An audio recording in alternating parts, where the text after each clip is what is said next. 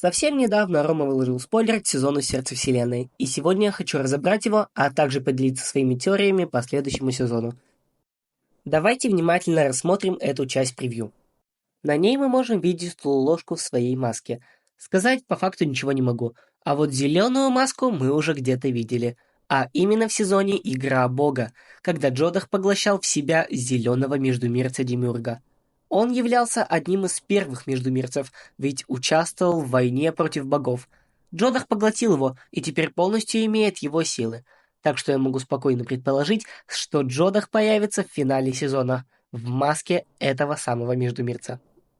Еще на превью можем видеть желтую маску, но о ней я пока ничего не могу сказать. Лишь могу предположить, что это другой Лололошка.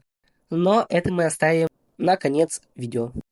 И самое интересное, мы можем наблюдать вторую фиолетовую маску.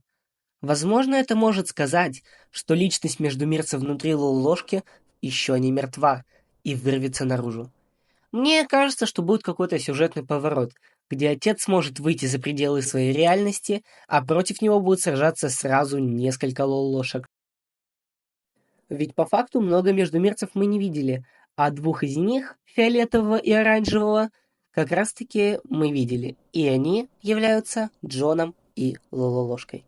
Со слов междумирца из 13 огней мы можем знать, что реальность Джона и Лололошки — это две последние выжившие реальности. Но после последней реальности ему уже не хочется верить, и, возможно, еще какие-то реальности досохранились.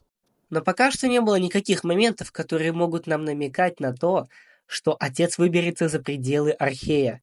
Так что это глупое предположение можно считать за какой-нибудь вкид.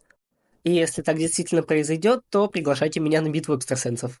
А теперь давайте перейдем к разбору следующего сезона. В одном из видео рубрики «Майнкрафт Но» Фиксплей дал Лололошке книгу, где были спойлеры по сезону «Сердце Вселенной», а также по следующему сезону, который, скорее всего, будет приквелом GDH, и название его будет «Падение искры». По моим предположениям, будет какой-то перезапуск реальности, где вся история начнется с самого начала, а именно от лица Джона. И этот перезапуск пройдет не очень правильно, ведь Вселенная, как мы теперь знаем, не всегда стремится к порядку. Или же действительно следующий сезон будет приквелом Джона, без каких-либо изменений в будущем. То есть мы узнаем, как он стал таким гением, какие у него были отношения с Сашей, и как он пришел к выводу, что ему нужно отправляться в другую реальность. Но это были лишь мои мысли. Пишите свои теории в комментарии и не забывайте подписываться на YouTube и Telegram-канал. Всем пока!